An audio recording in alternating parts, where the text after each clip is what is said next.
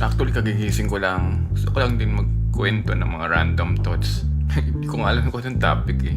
Masarap kasi talaga pag nilalabas mo yung yung mga thoughts mo, yung mga naipon sa loob. Alam mo yung feeling na parang nag-share ka tapos wala masyadong pumapansin.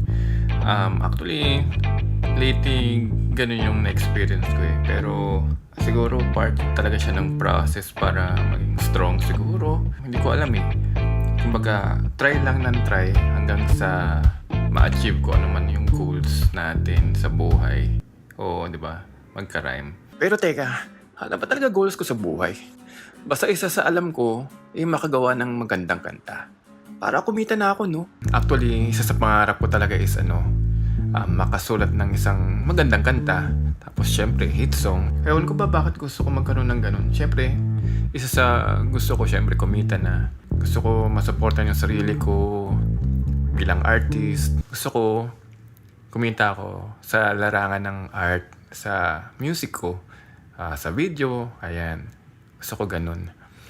Kaya ito, gawa-gawa ako ng mga paraan tulad ng ganitong paggawa ng video, kwento lang ako. Actually, gumagawa ako ng album ngayon. Ito siya. Sa folder pa lang. Kumbaga, ano pa lang siya rough draft pa lang. Mga rough draft pa lang siya. Actually, yung binubuo ko is 8 siyang songs sa album. Though talaga yung vocals yung pinaka challenging para sa akin kasi yun yung huling instrumento na na inaaral ko eh. Kumbaga parang doon ako pinaka na-challenge talaga sa pagkanta.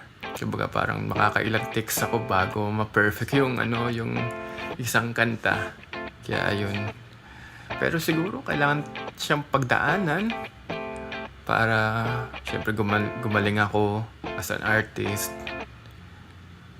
Ayun. Siguro lahat naman talaga may challenges na kailangan pagdaanan.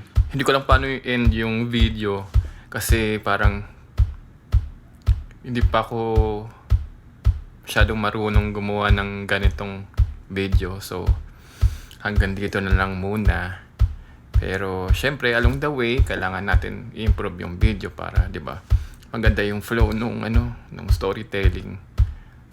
Ayun, at least, di ba, may parang, may improvement sa mga past videos ko na parang simple lang. Kahit pa paano, di ba? So, ayun, salamat sa support.